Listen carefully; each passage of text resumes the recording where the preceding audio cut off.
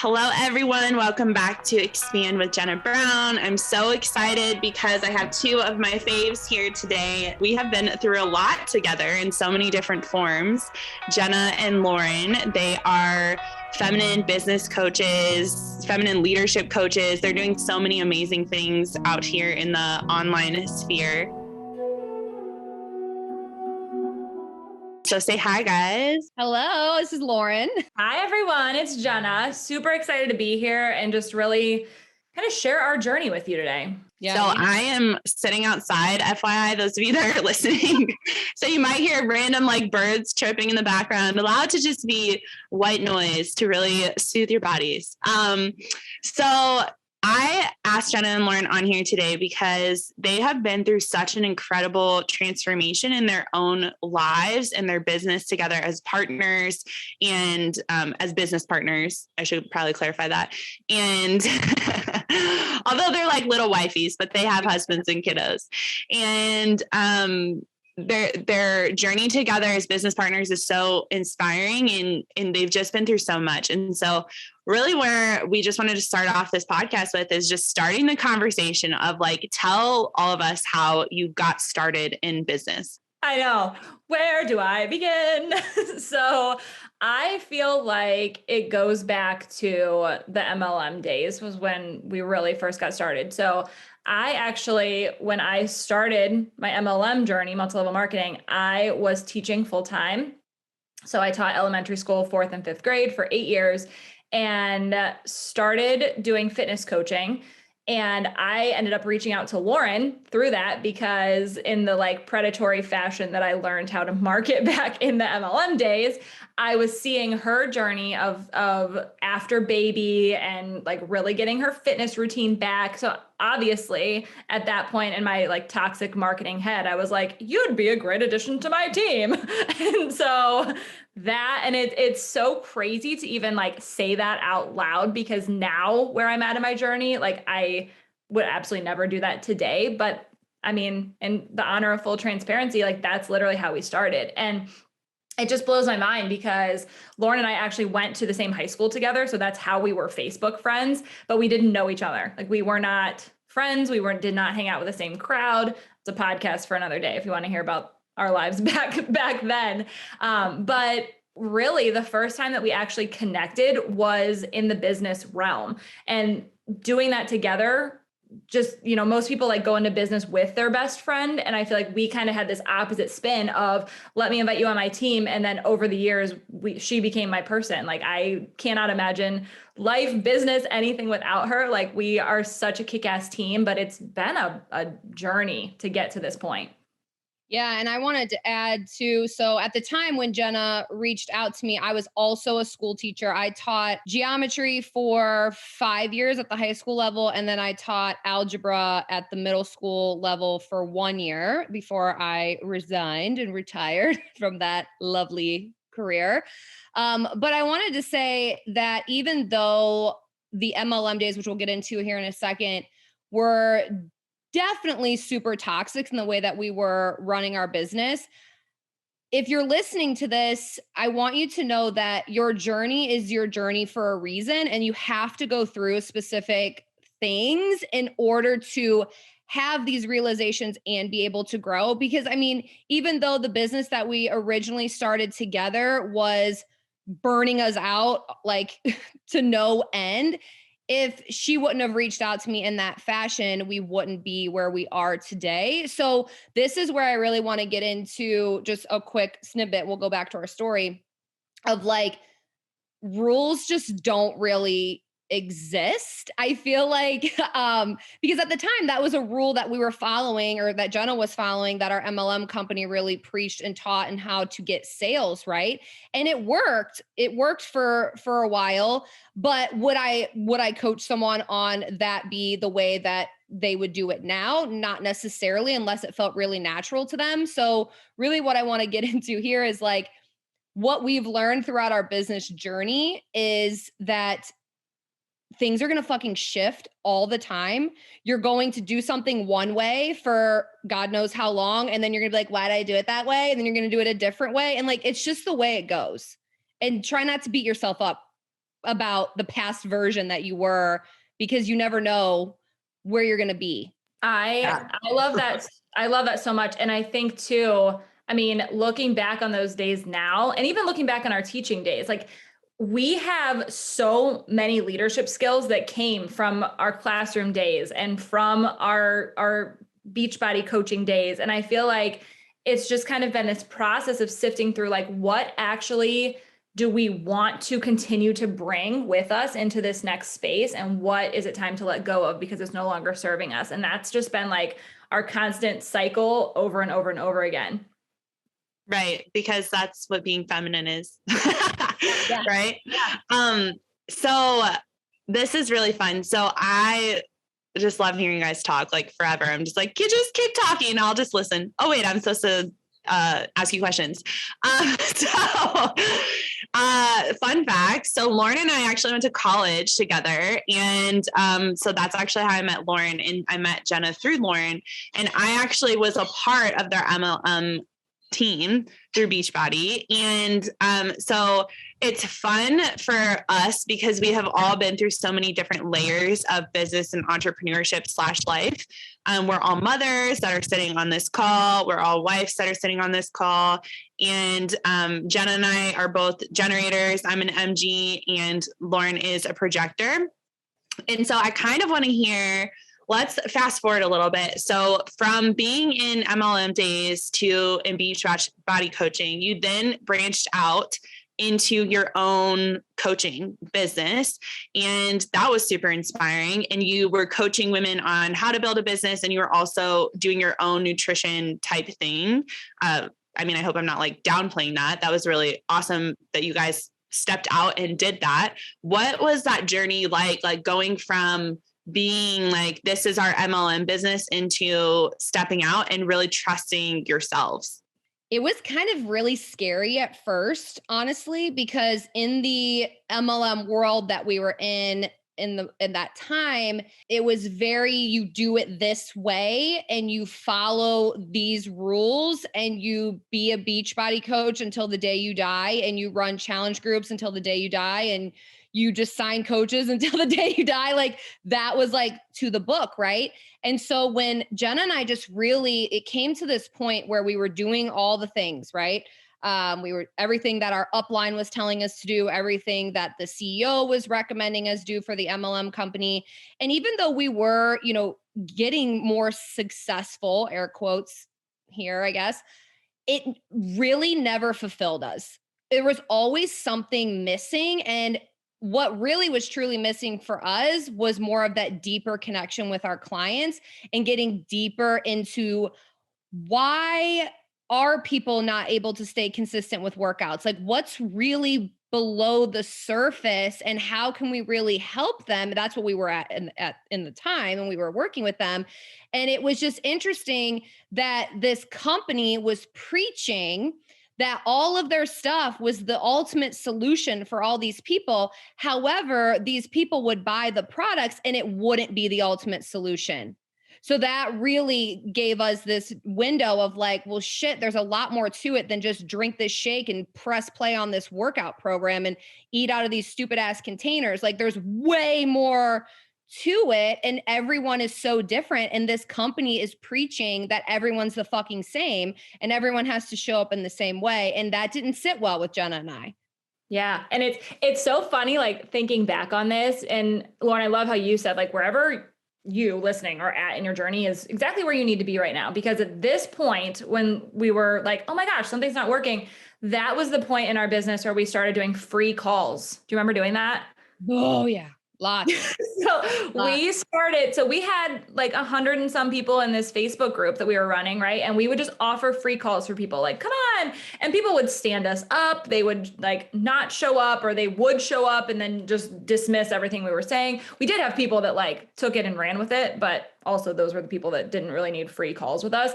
Like, so when we were doing this and offering this up, that took a turn of like, holy crap, I am exhausted. Number one, because I'm just pouring myself into this. And also at that point, we had quit our teaching jobs and we're like, we're going to do this full time. So we're going to go all in with whatever they tell us we should do.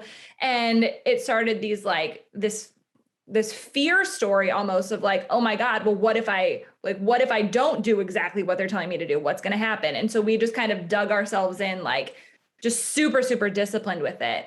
And then I feel like we switched to like this empowerment piece when we started our fit and social business. And that was where we really started like creating courses for people who wanted to invest in their health and meal plans. And we took the knowledge from Beachbody that we were learning, but we also put our own spin on it and really took things in that direction. And then from there, jumping really far ahead, once we had success with that, we created a business where we actually taught other entrepreneurs how to use the pain that they'd been through and turn it into their power. That was our next step there, where we were helping women in business.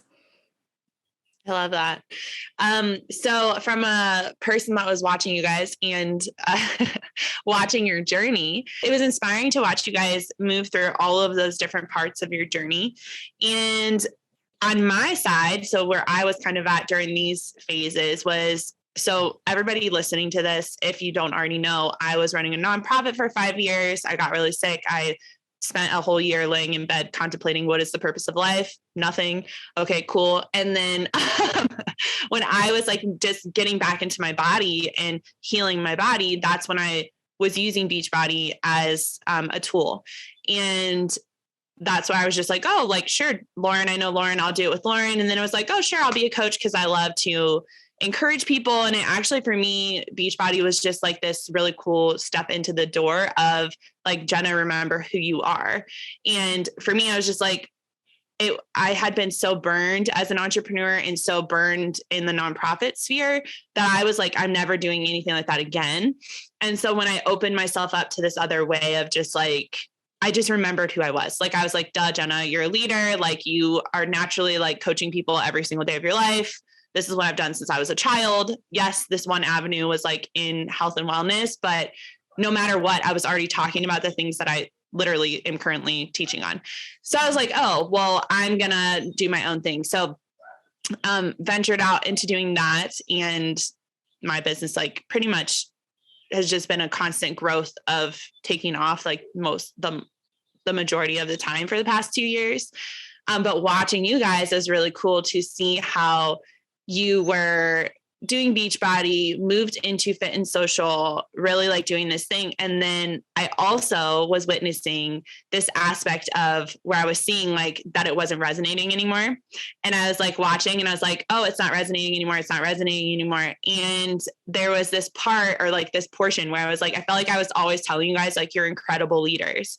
And the reason why I could see that was because you were honest about your journey and like sharing where you were actually at with your people that were watching you on social media. And I always really loved that. And especially after you had your kids, Lauren, your second kiddo, and Jenna, your daughter, I was literally like watching you, this whole business that you had built die.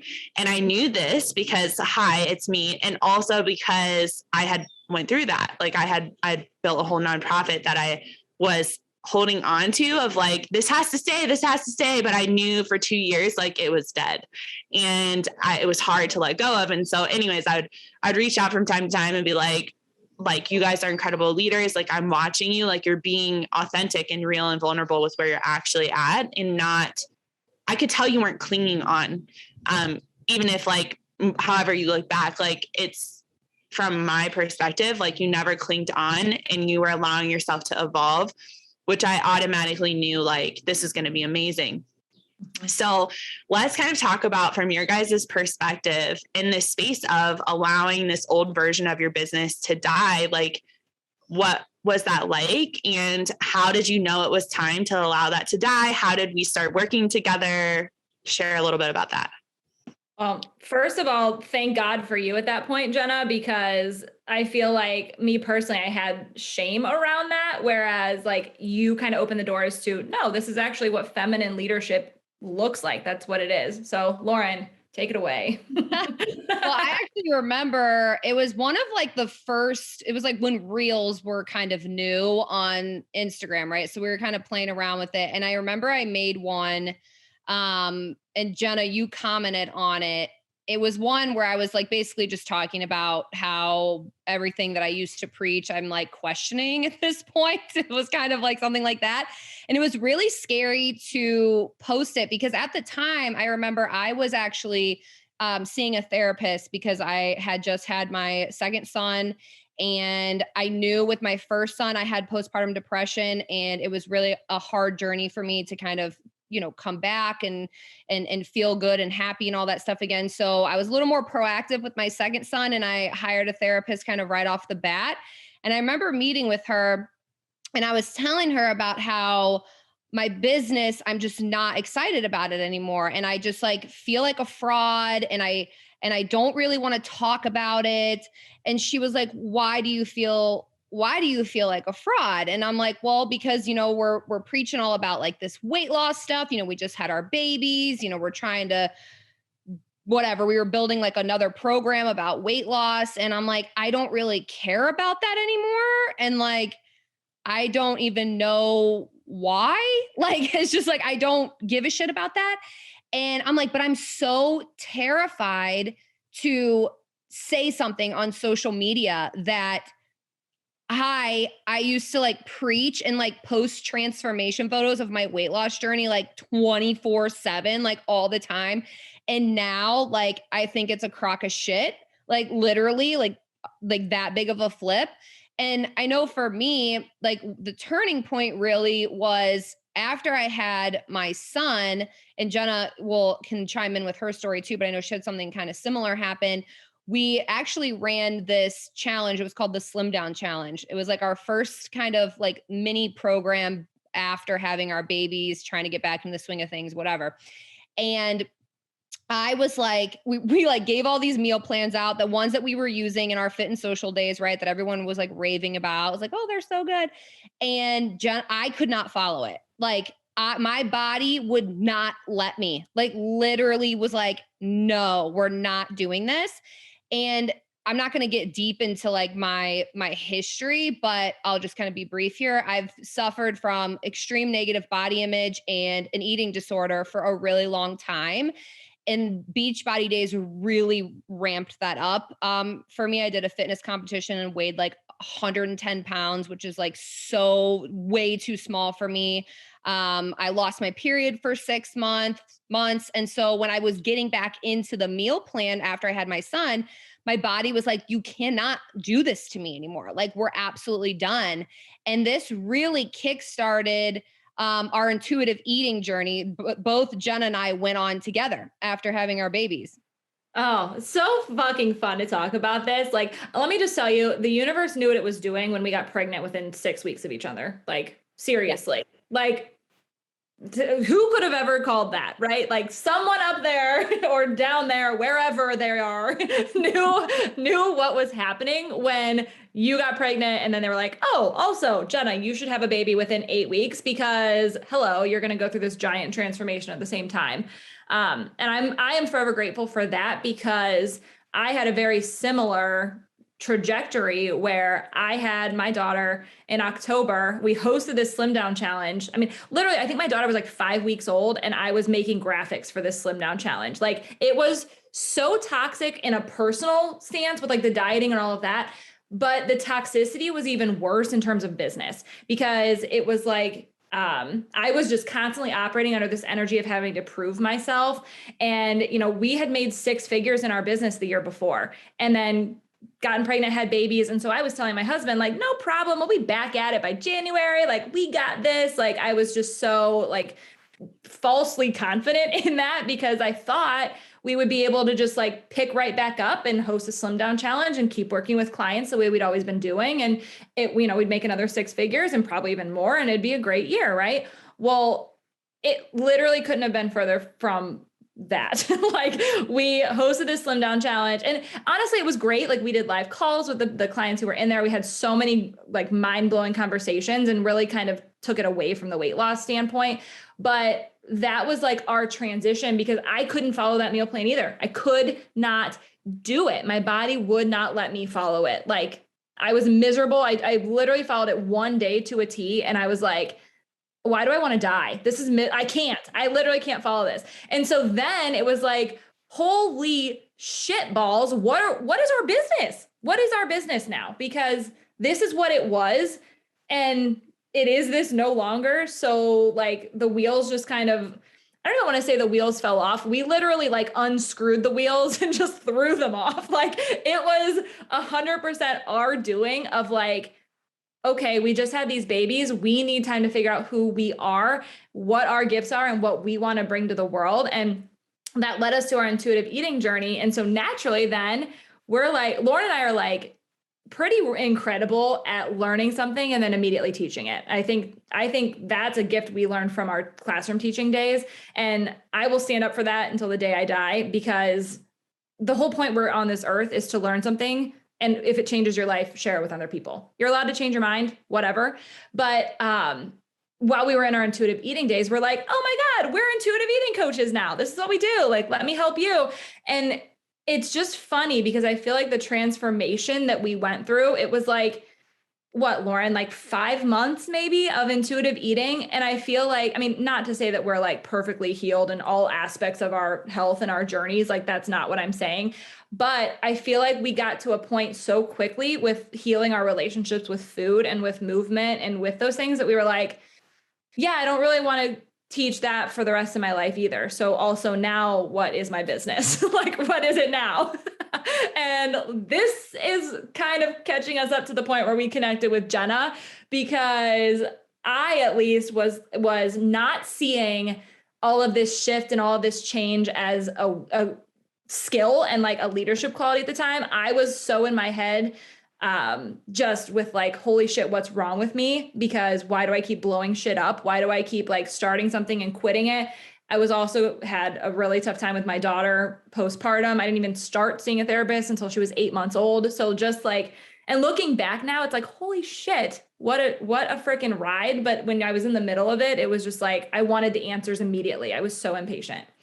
We were not comfortable with the void at all. And I feel like that probably was, I'm sure I've experienced the void in my life, but the time that I can remember, obviously like the most painful void that we've had to experience was this experience, because, you know, coming from building a business that was so successful, like from the get-go, right? 6 figures, like our husbands were like accustomed to our paychecks rolling in, like all this shit, right? And then nothing, because we had to like take time to not only heal our relationship with food, our bodies, and all the toxicity of diet culture. You know, we had to do that, right? And then we're also like trying to figure out who we even are now, because if you're a mom, you know this, but if you're not a mom and maybe you're thinking about being one, it literally, every time you have a baby, you like shed so much and literally are so transformed, like every time. So if you think that like having a kid, you're going to like be the same person afterwards, like absolutely 1,000% not going to be. So that's always interesting. And I've had 2 kids and I didn't think it would be such a huge transformation with my second, because I felt like I had a huge shift with my first, but I was born into a new human being with new ways of wanting to do things. But I feel like this void was so uncomfortable because we were like conditioned to really think and believe that void space was not good, that it was bad, and that you had to hurry up and get out of it as fast as possible, because in order to be successful, people don't just wait around and like try to learn about themselves and heal. They immediately dive into the next thing. What's the next workout I can do? The next meal plan I can do? What's the next business I can start? How can I make money right now? What's the fastest way that I can do this?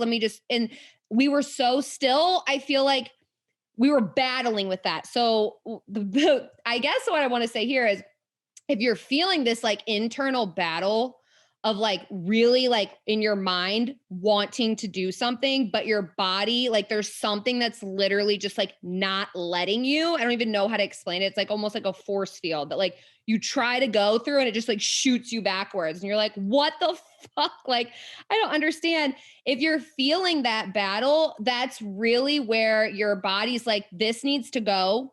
And in order to be able to enter this new field. And the longer that you like hold on to it, that like frustration really comes in and you're feeling like you're getting kind of beat down to the ground. And I felt like for a while, we were still really holding on to like, well, we have to be making money right now. Well, we have to have a business because we had a successful business all year last year. And we just had these babies and God forbid our husbands are the only people bringing in money right now. And like, but then also like, but we can't because we don't even know what the fuck we're doing and what we want to do and like what we truly believe in at this moment.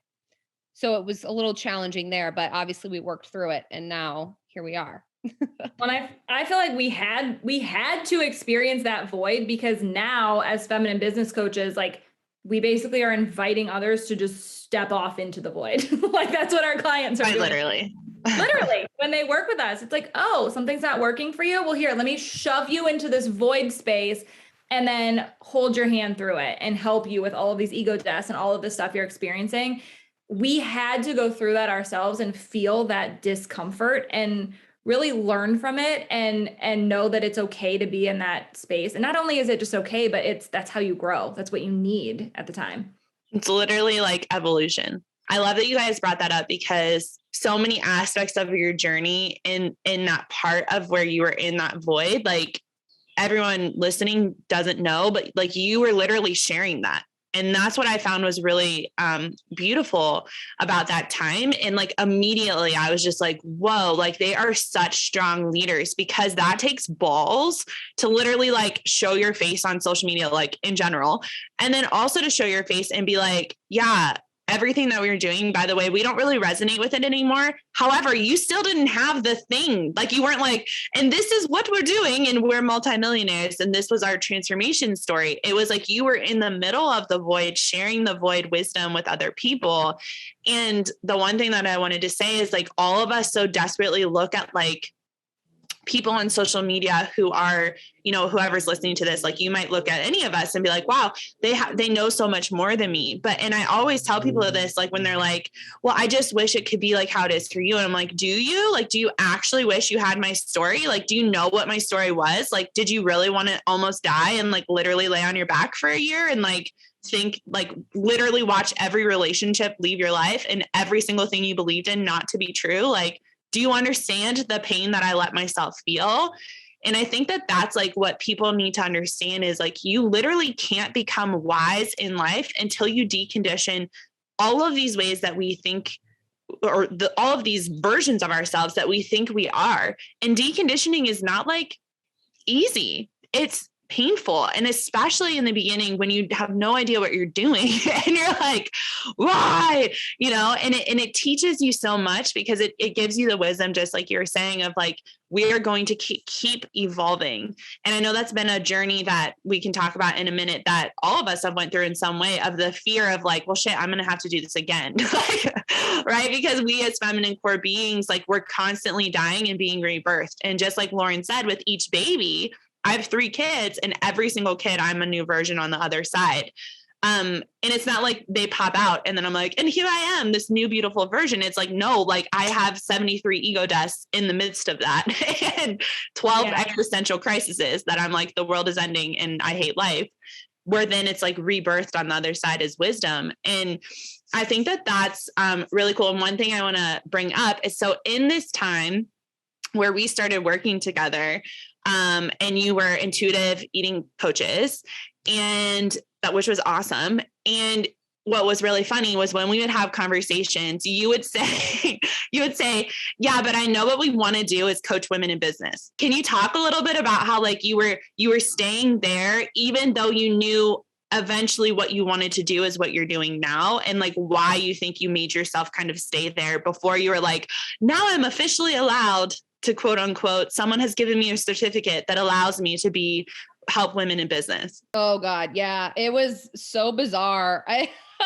I just remember Jenna being one day, she texted me and she was like, so let me get this straight. We want to like be successful in a business that we don't like so that we can then do what we do like. And I'm like, yeah, that seems a little odd. I don't know why we're doing it. And it's not that we didn't like intuitive eating. Obviously, we still follow that. It just wasn't, so we were business coaches prior to this whole like transformation as well. And it just like lit our souls on fire to work with other entrepreneurs, right? And when we went back to more of just like in the wellness field, I don't want to say just because I'm not like discrediting anyone if that's what they're truly passionate about and really love to do.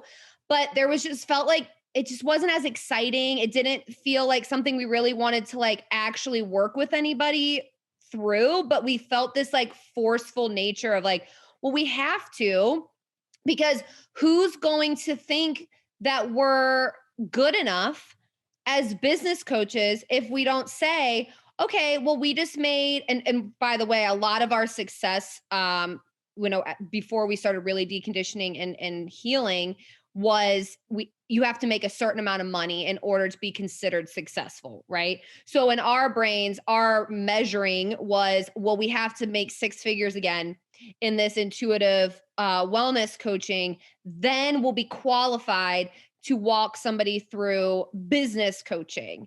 And that was really a bizarre thing too, because you're never going to make 6 figures in something you hate doing and you don't want to show up to do. It's like this really toxic, forceful pattern that I feel like we found ourselves in during that time. I'm just reflecting on that and like, it's hysterical that we even thought that, but also I understand why I thought that because I was so conditioned to think that. But and also I feel like a big piece of the healing we've done is we used to see everything as being so separate.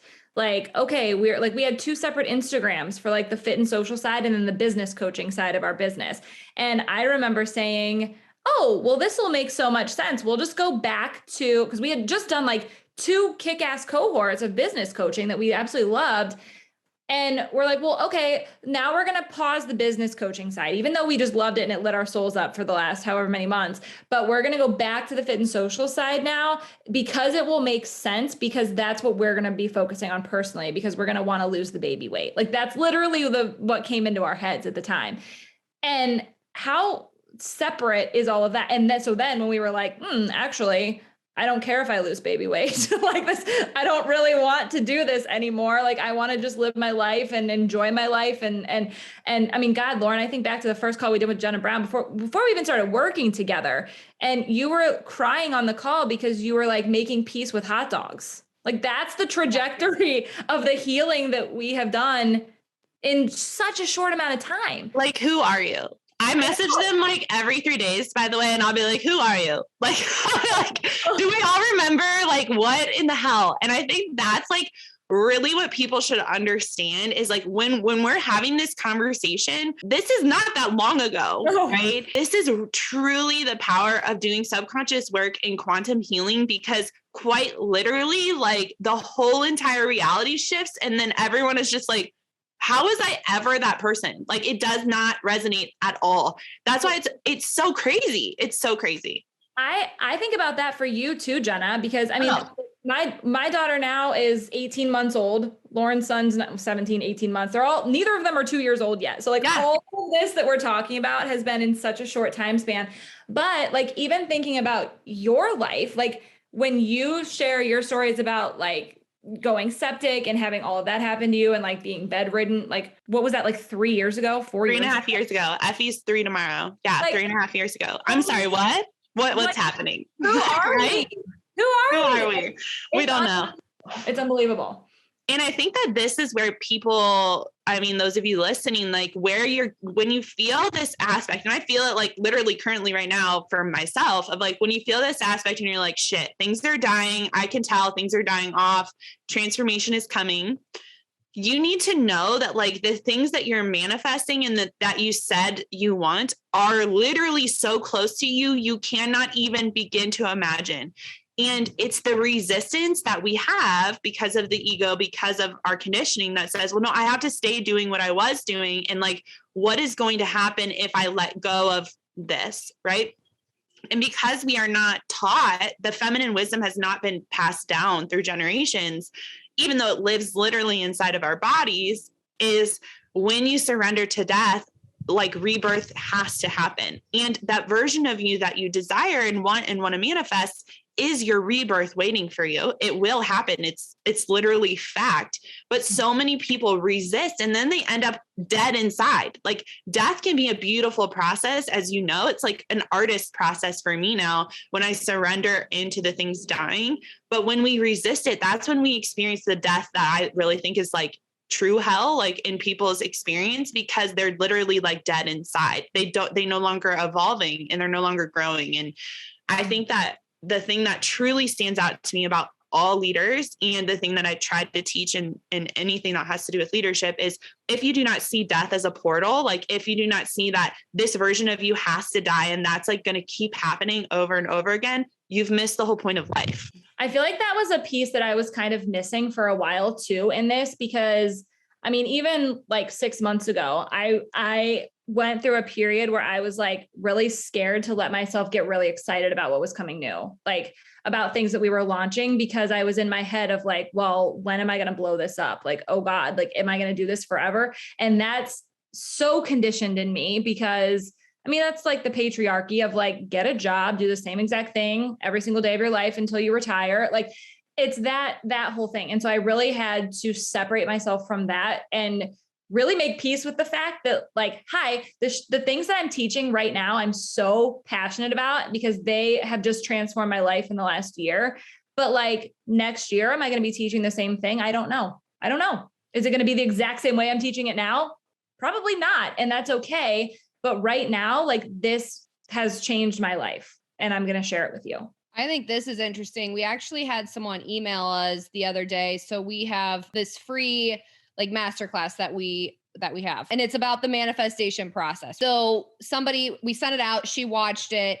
She emailed us back and was like, this was so eye-opening, like literally never heard of this like at all. And she's like, but what if you're like, have nothing that you want to manifest? Like you literally can't even think of anything to manifest. And like, at first I was like, what? Like, you don't have anything you want to manifest? Like, that's bizarre. Like, how do you not? I could think of like 9,000 things that I want to manifest right now. Like, that's so crazy.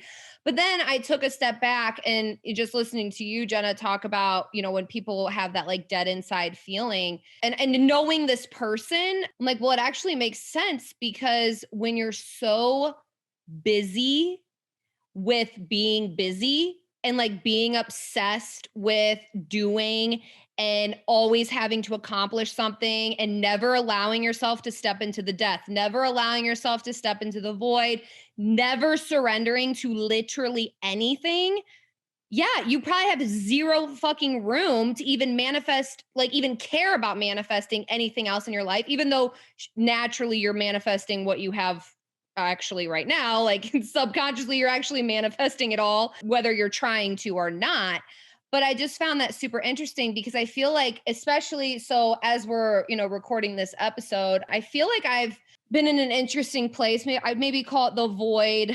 So my mom recently got diagnosed with breast cancer. Actually found out on St. Patrick's Day after going out with Jenna for like some beers. So that was interesting. My mom found out that she has breast cancer. And then my husband's aunt just passed away from cancer. There's just been a lot of like literal death around me, but also this like, I can't avoid it, like confronting, facing death in the face, literally has been happening for me. And yes, I'm not going to sit here and say like I haven't been sad. I've totally been sad. But I feel like I've been able to really like actually feel what death feels like. In a bunch of, it's like really hard to explain in words, but it's almost like the first time that I've really allowed myself to even get that close to actually like comprehending death in a way. but also like allowing myself, instead of avoiding it, I guess is what I'm trying to say, instead of trying to run away from it and like bury myself in work. You know, as an entrepreneur, you can always find something to do, right? There's always something you could be doing. But I feel like this was like the first time, like this last probably like 3 weeks, guys, I've literally been doing nothing. I mean, besides going to funerals and doing all of that stuff, but like I've just been letting myself sleep when I'm tired and watch a show when I just like am just ready to just sit down and relax, go on a walk. Well, I had just had knee surgery, so it's not a very long walk, but like I feel like there's so many things right now dying. And before I would have been really, really terrified and also be really afraid to let Jenna, my business partner, down, because I used to feel like this constant need to fill space, but also not let other people down in terms of like my work ethic and wanting to always be on point. But instead of viewing it as this negative, I'm lazy type of voice, I'm actually leaning into it. And I even posted the other day on social media because I'm like, I don't really have like anything to say because I'm going through this period of my life right now. And so I'm just gonna like tell everyone like, this is what I'm going through. And like, people are human. Your coaches that you hire are human. You're human. Even if you're seen as an authority in whatever business that you're in, showing people that you're human is so important, but also creating things in a way that allow your clients to even be human. Because we used to create programs where clients couldn't be human beings. They had to be robots. Yeah. I have to chime in because I think that this is like so important. I love that you said, even if you're an authority figure, like you're still a human. Like I would argue like you're not an authority figure unless you allow yourself to be human, because truly like you're full of shit. And I like our bullshit meters are so strong now, all of us sitting on this call, because it's like, it's hysterical when you have actually tried to embody a version of like what we would say that's more toxic masculine business culture, like hustle culture. And not that like you should never hustle, but like in a sense of like, this is your identity and this is who you have to become to be successful, into a sense of being like now where we are feminine leaders and we're like, this is actually the wisdom of your body. And like, when you let your body lead, you will never be disappointed. You will have every single thing that you desire and want. And I would say like, first and foremost with that person, they're so disconnected from their desires, because if they were in their feminine core essence, like we as feminine core beings, we will always want more. That's literally like what it means to be feminine. Because if you think of it, I have 3 kids, and as a mother, like the mother heart is quite literally like, I want more for my children. That's like the essence of what I desire for them. I would never be like, you know what? Like you experience this level of happiness in your life. Like that's probably good. Like, no, my core desire as a mother wants them to have more. My core desire for the world is for what? More peace, more love, more joy. This is why if you put women and mothers at the center of society, like every single issue in the whole entire world would be solved. You're welcome. Please do that. And like, but the same with business of like this whole concept. And this is why I love that you guys are mothers too, because what came up for me a while ago is I was like, I'm following so many women that aren't mothers and that are still like, they're very intuitive and they're spiritual entrepreneurs, but they're still working like 9 to 8. Like they're like working like 12 hours a day, and I can see because they're showing me their life. And I'm like, I don't fucking want that. Like I want to be wealthy and still also have time freedom, because I want to enjoy my children's lives. And I it's not worth it to me to have $1 bajillion and work 97 hours a week. That's so dumb. This calling of like really being a leader for other feminine women, but also mothers in business and entrepreneurship who can see this example of like she is integrous, but also like she is such an incredible mom who's like involved in her kids' lives, but also loves what she does. Like I fucking love what I do. I love to do what I do, not because I have to, but because it's life-giving. And yeah, so I don't know how that all ties in, but I just felt like that needed to come out.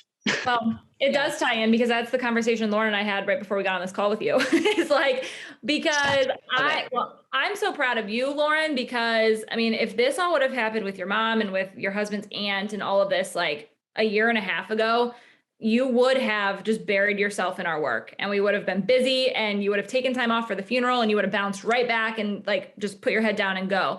And I know you would have done that because that's also what I would have done. And that was how we were building our whole business when we were in that toxic masculine structure. And so then today, when we got on this call, I mean, we used to be so codependent on each other. And now we're at the point where it's like, we outline programs together, but like I'll record something on my own, and then Lauren will record something on her own. And then, yeah, maybe we'll come together for like one piece of things. But like I would say 90% of what we do now is like us being our own separate people and coming together as a powerhouse, versus before when we were like, what do you want to do today? I don't know. What do you want to do? Do you want to sit on Zoom together from 10 p.m. or 10 a.m. until 4 p.m. and hopefully we get an idea? Like no one wants to run a business like that. Right. And so just having this conversation today and like seeing this trajectory of like how far we've come and where we're headed, it's like, our goal now is to create a business where we do have so much space. And we're not creating the space because we don't want to work. We're creating the space so that when ideas and things come up that we're really, really passionate about, because we trust that they always will, because we love working, we love what we do, like we're going to have the space to do it in a way that we want to do it. And that feels so different and so just empowering compared to, oh my gosh, I have to show up every single day and make sure that I'm grinding my ass off to provide for my family so that I don't let anybody down. And like that toxicity versus like, let me step into my authority and be a real leader and create a beautiful life, because that's what this is about. I just had this conversation with Brandon, my husband, last night, because we were talking about how, like this week has been really busy and we aren't really busy anymore. He's home with the kids and he like took this random job that's like literally sitting in my driveway. And we have all these visitors coming this month. And we were just like, ew, like, how did we ever live our lives like this? It's horrible. And this aspect, truly the feminine desires space. And I love that you brought that up, because that is actually what we want. Like we think we want money, but really we just want money so we have space and time freedom to do what we want to do. And when you really can tap into that and create a life where that's non-negotiable, then the money comes. And sometimes it's not through your business, by the way. Sometimes it's through your partner. Sometimes it's through random checks you get in the mail. Like, but when you say like, no, this is actually what, like you literally draw the line in the sand and are like, I'm no longer willing to do that. This is now how I operate. Like literally the whole universe comes into alignment with that, even if it takes a little bit of time. And that's actually what sets your leadership apart, because you say like, these are non-negotiables for me. Right. And we just had that conversation last night and we were laughing because we're like, so many people are out here just like hustle, hustle, hustle, make all of this money. And like, they miss the whole fucking point because they're they are not ever with their families. Like, what is the point? Like, why are you working literally 12 hours a day to have $1 billion when like you are never with your family and the people that you love most and enjoying your life when you are working so much? And I was like, it's so amazing because truly, like, I mean this with all of my heart, like the new currency of wealth is time, right? Because if you have the finances, then you can create time if you want to. Within every woman, we desire that space. And truly it's because we are creative beings. And if we don't have space, we can't create. And so I think that just at the very base of it, like whoever's listening, is you desire space for a reason. And when you actually tap into that desired feeling state, that will get you a lot further than being like, I have to hustle now. So that like so much of the toxic masculine messaging is like hustle now so you can live your life in freedom later, which by the way, is just a recycled version of the patriarchy that essentially taught us like, just work until you're 65 and then you can enjoy your life after, which by the way, how many people listening are their parents that age and still working because they can't literally sit still? Well, mine are probably gonna be working for another, like, God knows how long. And it's just like ridiculous because now they have like 4 grandchildren and they like can't just like walk, like go to the park with them on a Tuesday. Like, it's just ridiculous. But also I feel like that mentality too is totally taking life for granted. And like, people aren't seeing it that way. It's like, grind until you retire at 65. Okay, well, my mom just got diagnosed with breast cancer at 56. Now, I think she's going to be okay, but like My husband's aunt just died at 57. Like, guys, life is like, you don't know when your time's up. You have absolutely no clue when your time's going to be up here, right? So it's like, why are we living this life and taking this completely fucking for granted and just being like, well, at 65, I will live my life. You know how many people die after they retire? Like a lot of they're like not healthy enough to like go do the things that they wanted to do. Yeah. And yeah, it's like ridiculous. It's absolutely ridiculous. And I still to this day, I don't really talk to my parents about this or because it's like not worth it. Like they don't get it. It's fine. Totally fine. But like till this day, it's like, how are people, I like now that I'm so awake to this, it's like, how are you still operating this way? And I feel like for me, what I've really learned, and so Jenna Brown and I have this in common, the whole religious deconstruction piece. I grew up in a very religious Baptist home, right? And even till this day, the service that we went to for my husband's aunt, it was in a Catholic church, right? My dad had something negative to say about it. It's just like, it's absolutely just ridiculous. But I feel like for me, ever since I like deconstructed the belief system that I kind of grew up in, even though it was religious and all about God, I'm doing a lot of air quotes here, there wasn't this deep connection with God. Like whoever God is to you, whatever God is to you, I'm just using that word. But now that I feel like I've deconditioned and really have come home to myself, because in my religion, coming home to yourself was like a sin. Pleasure, sex was a sin. Even like subconscious healing and things of that nature is like a huge sin. Like you're not allowed to be doing that. You're not allowed to know yourself in that way. And that whole disconnection from my body and that whole disconnection from my mind and my brain and myself really was disconnecting me from the actual source and the actual spiritual leader of whatever it is. And now that I'm more so connected, which is funny because in the religion that I grew up in, I'm considered so far away from.